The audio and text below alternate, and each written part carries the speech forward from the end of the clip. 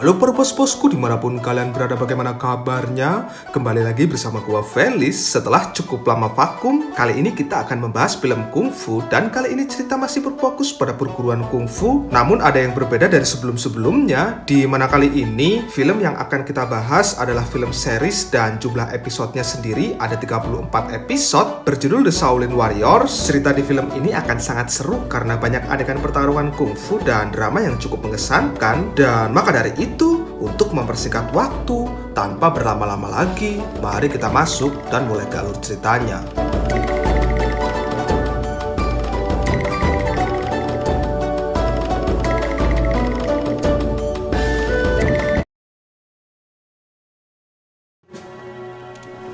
大明嘉靖王朝了倭寇的天下，倭患愈演愈烈。 Berlatar belakang pada masa era dinasti Ming, kisah dimulai dengan kekacauan yang terjadi di bagian wilayah Cina Selatan, di mana penyebab terjadinya kekacauan tersebut lantaran adanya sekelompok bajak laut yang berasal dari Jepang, yang kelompok tersebut berhasil menguasai bagian wilayah selatan dan mereka tanpa ampun membantai serta merampok semua warga yang ada di sana.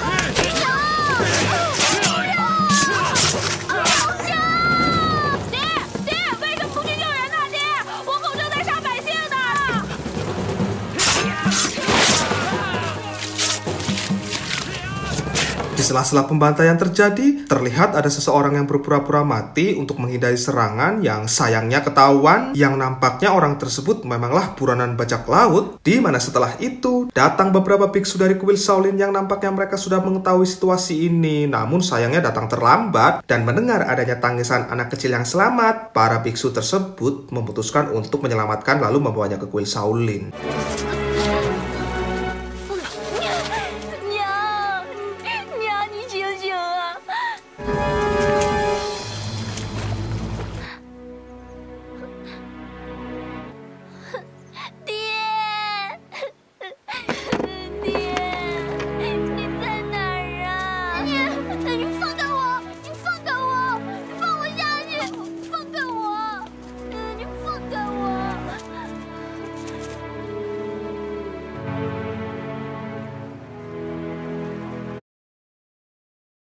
Sesampainya kembali di kuil Shaolin, para biksu mendapati ada pasangan suami istri yang mengantar anaknya untuk dibina di sini karena bandel. Anak tersebut bernama Yuan, dan saat dipertemukan dengan anak yang diselamatkan biksu tadi, mereka saling mengobrol dan akhirnya menjadi teman. Dan setelah mengetahui bahwa anak tersebut bernama Yukong, mereka resmi diakui jadi murid Shaolin. Lantas mereka pun mulai melakukan aktivitas bersama.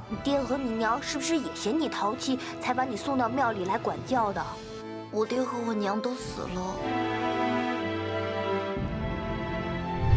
Bersama biksu senior Samohung, mereka berdua diberi arahan dan diberi beberapa pelajaran hidup serta ditanamkan untuk menjadi pribadi yang lebih baik, karena sejatinya Yukong memiliki kebencian atas apa yang terjadi pada kedua orang tuanya, di mana Yukong perlahan mulai mengerti apa yang disampaikan Samohung, dan setelahnya mereka berdua dikumpulkan bersama murid lain untuk diberi pelajaran Buddha. 今天我要讲的是二祖慧可安心的供完，他磨面壁而坐，慧可便在外面等候。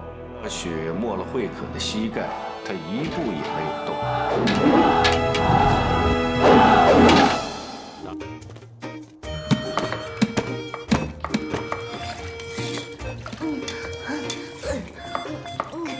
如果我掉下去，你就把我炒了。玉文，没事吧？ Singkat cerita, esok hari pun tiba. Sambil mengobati luka Yuan akibat terkena panasnya sup tadi, Yuan curhat bahwa sebenarnya ia kangen sekali dikunjungi kedua orang tua. Lantas siangnya Yuan pun menunggu di pintu masuk, dan tak lama datanglah kereta kuda yang tapi ternyata bukan orang tuanya melainkan orang lain, di mana Yuan melampiaskan kekesalannya dengan berlatih secara acak, yang itu membuat Yukong menghentikannya, tapi justru menimbulkan keributan hingga memancing biksu ketua datang untuk melerainya. Di mana melihat perlakuan mereka berdua, biksu ketua pun terpaksa menghukumnya, dan hukuman yang harus mereka berdua jalankan ialah bermeditasi di dalam gua selama beberapa hari ke depan. 我爹我娘会不会想我呢？你们是在面壁思过吗？要平心静气，才能观心。个人佛法是个人物，师傅，你就帮帮我们吧，求求你了，师傅！师傅，你就帮帮我们吧，求求你了，师傅，求求你了，帮帮我们。Latihan pun dimulai. Mereka diajarkan bela diri dengan Yukong yang menggunakan tongkat, lalu Yuan menggunakan pedang. Tak terasa waktu berjalan hingga mereka dewasa, dan di sela-sela hendak mengantarkan makan siang kepada sang guru, mereka dikejutkan dengan kemunculan sang guru yang memperlihatkan jurus lanjutan yang mesti mereka kuasai, di mana selanjutnya sang guru pun memperlihatkan beberapa gerakan yang spontan memancing Yuan meminta diajarkan instan, tapi jelas ditolak karena semua butuh proses. Di mana karena Yukong saat ini sudah mulai mengerti makna dari beberapa ajaran Buddha, Yukong pun diminta menjelaskan itu ke Yuan. Hingga tak lama berselang, datanglah kepala biara yang juga ikut menjelaskan ke mereka berdua. 师傅，方丈是说，我们就先回寺里面去了。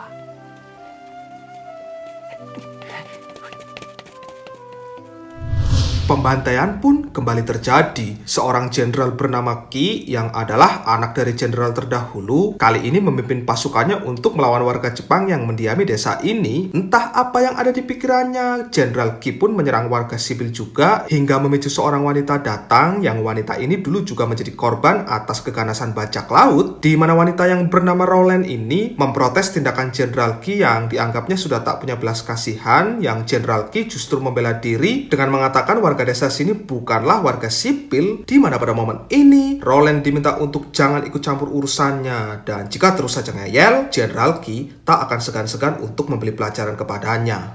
他会不会是奸细啊？他不是奸细，他只是在找他父亲。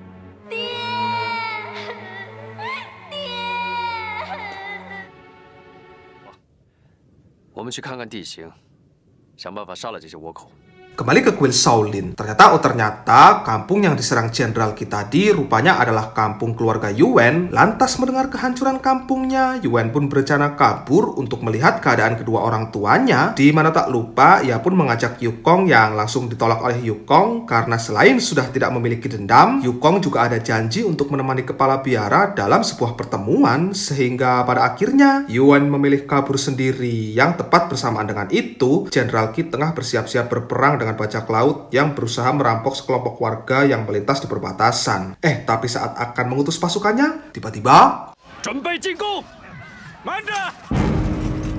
Ya, muncul seorang pemimpin dengan pasukannya yang mengecam aksi Jenderal Qi atas peperangan yang sedang terjadi. Karena menurut sang pemimpin yang bernama Ketua Wan ini, peperangan yang sedang terjadi adalah di wilayah kekuasaannya, dan Jenderal Qi tak bisa semena-mena melakukan tindakan meskipun sebenarnya alasannya sudah tepat.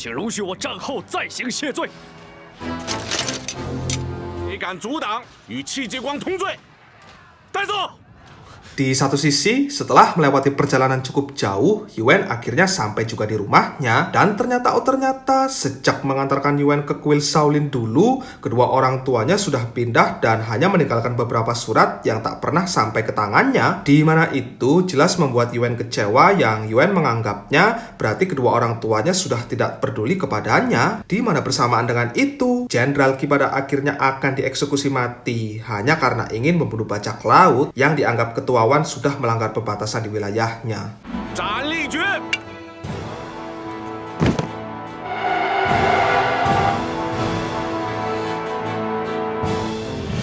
Dan keberuntungan masih meliputi sosok Jenderal Qi karena sesaat dirinya akan dieksekusi, dia diselamatkan ketua lain yang bernama Ketua Yu. Di mana Ketua Yu ini melampirkan sebuah surat pembebasan dari Ketua Pusat yang itu membuat Ketua Wan takut, lantas tak jadi menghukum Jenderal Qi.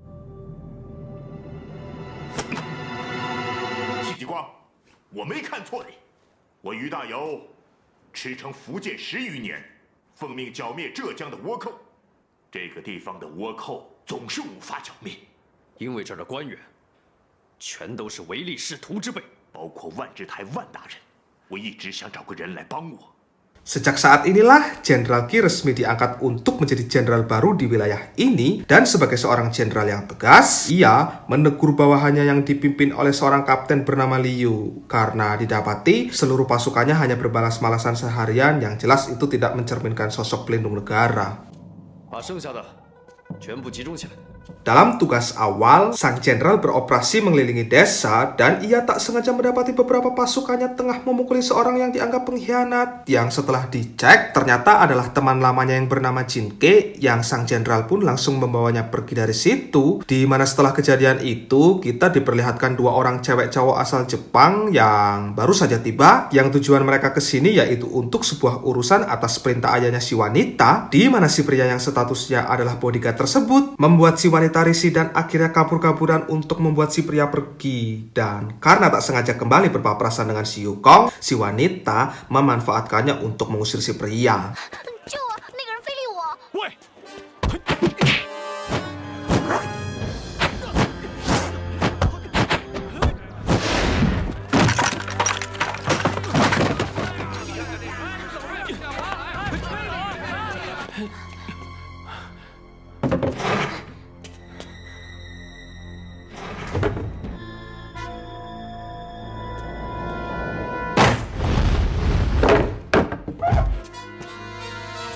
哎，你这是干什么？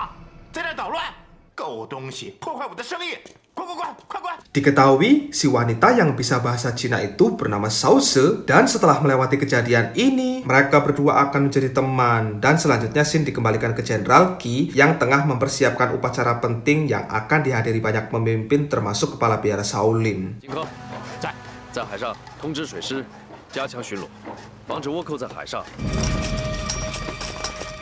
哎，师傅，您是吃饭还是喝茶？ Dalam keadaan kesal karena dikecewakan atas kepergian kedua orang tuanya, Yuan bermaksud mencari Yukong kembali, dan di kondisi yang saat ini tengah terluka, ia diselamatkan Roland yang ternyata bekerja di sebuah rumah makan yang setelah sadar dari pingsannya, ia diberi obat lantas pamitlah ia untuk mencari Yukong kembali, di mana saat baru saja memakai sepatu, Yukong muncul dan Yuan langsung meminta uang kepadanya karena merasa berhutang pada Roland setelah diberi obat dan dirawat semalam, di mana karena uangnya tidak cukup, mereka berdua bermaksud ingin mencari pekerjaan sampingan sebelum acara upacara dimulai. Namun saat masih berdiskusi sambil berjalan, Yukong lagi-lagi berpapasan dengan Sause dan Sause lagi-lagi meminta tolong kepadanya, di mana keributan itu memicu kedatangan Jenderal Qi beserta pasukannya. Dan karena di matanya semua orang Jepang adalah bajak laut, Jenderal Qi pun berusaha menangkap mereka berdua.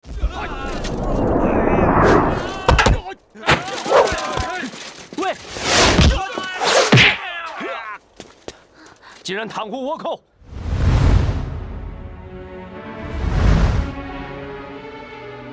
你是戚继光，都是倭寇。月空，你疯了你啊！将通倭的尹僧一起拿下！你们先走。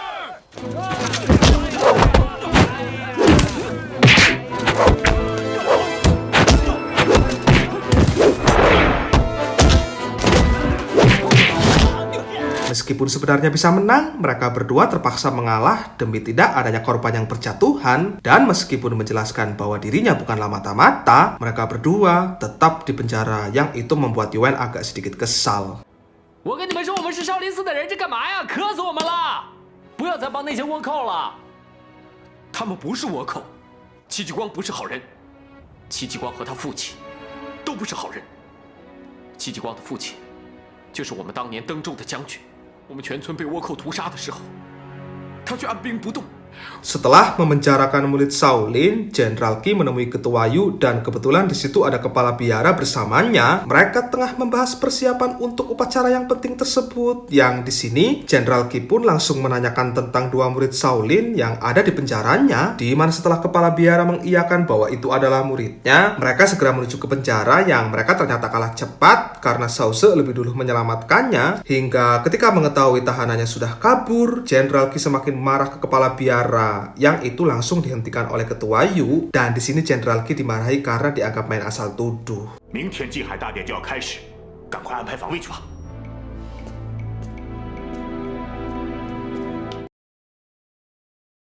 Usai berpisah dengan Sause untuk mengamankan diri di sini, Yuan izin pamit sebentar untuk menemui Roland demi permintaan maafnya karena belum sanggup membayar obatnya. Di mana Yuan di sini berjanji kepada Roland akan membayar semuanya jika sudah berhasil menemukan kedua orang tuanya yang sudah terpisah 15 tahun lamanya, yang ternyata Roland juga nasibnya sama seperti dirinya.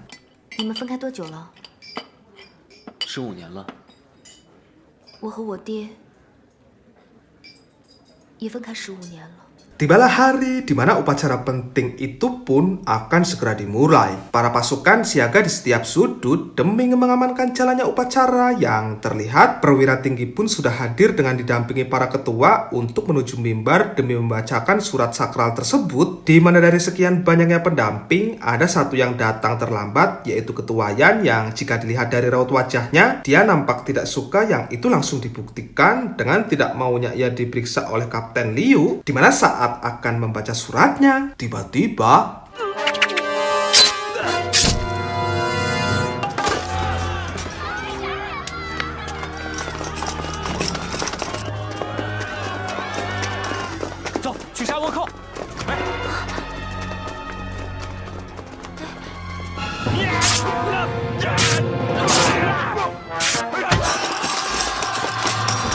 entah sebenarnya surat apa itu sejauh ini masih belum diketahui, tapi satu yang pasti, upacara ini telah disusupi pasukan Cina yang menyamar jadi warga biasa, yang pasukan tersebut rupanya juga dibantu oleh bajak laut Jepang yang muncul dari bawah air.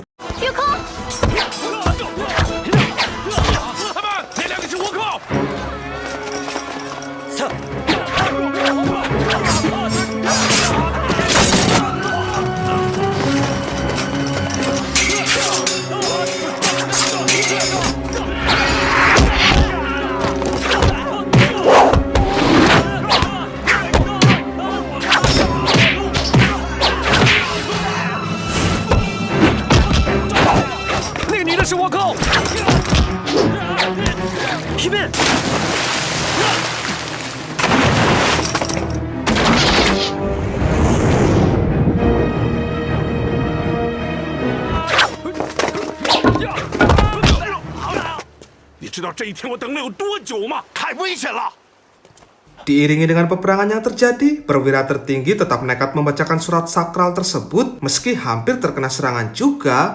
Dan sayangnya, walaupun sudah dilindungi, para bajak laut tersebut tetap berhasil mengambil suratnya lantaran terkecoh dengan tersandaranya Ketua Yan.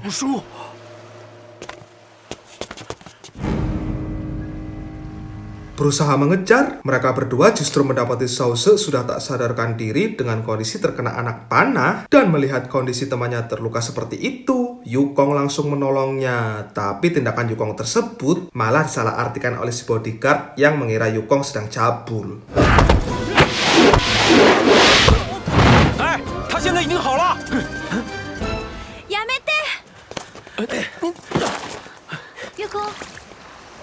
Dan terkuaklah sebuah fakta, keberadaan Sause di Cina ini adalah untuk mencari tabib yang bisa menyembuhkan penyakitnya. Karena usut punya usut, Sause mengidap sebuah penyakit aneh yang sang ayah sudah membawanya ke seluruh penjuru Jepang, namun tidak ada yang bisa mengobatinya. Mendengar cerita tersebut, Yukong pun jadi nambah iba dan ia akan membawanya ke seseorang yang mungkin saja bisa menyembuhkannya.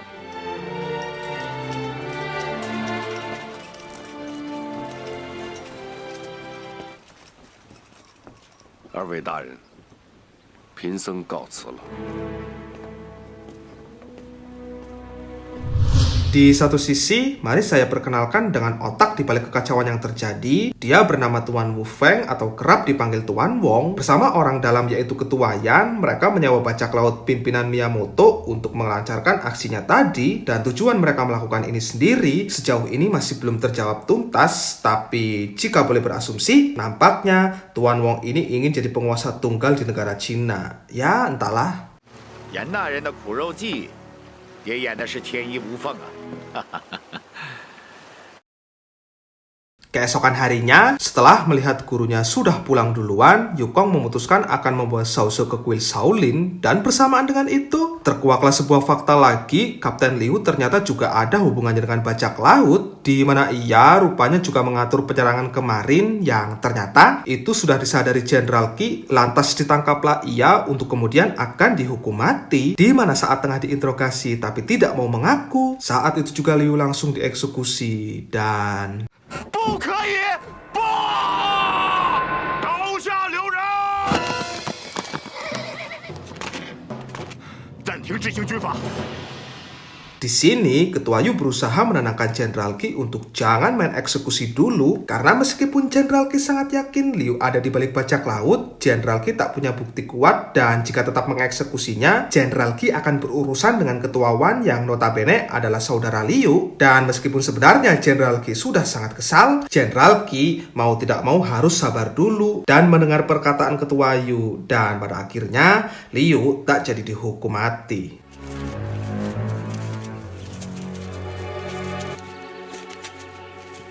Dalam perjalanan menuju ke kuil Shaolin, Cao Ze mulai menunjukkan ketertarikannya pada Yukong. Hal tersebut dibuktikan saat Cao Ze sedikit manja minta digendong olehnya, lalu minta dibelikan kincir angin, terus minta duduk bersebelahan saat makan di sebuah restoran, di mana setelah selesai mereka pun melanjutkan perjalanan dan Xin dikembalikan lagi ke Jenderal Qi yang mengutus Jin Ke untuk mengikuti terus kemana Liu akan pergi, di mana setelah melalui proses seharian mengikuti, didapatilah lokasi tempat Liu sering menghabiskan waktu yang ternyata adalah rumah makan tempat Rowland bekerja yang disinyalir pemilik toko inilah sosok bagian dari anggota bajak laut. Ini orangnya.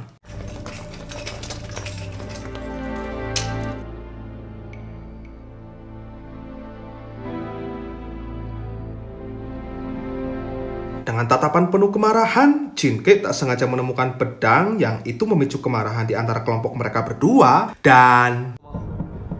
难道他不是倭寇吗？我砍死你！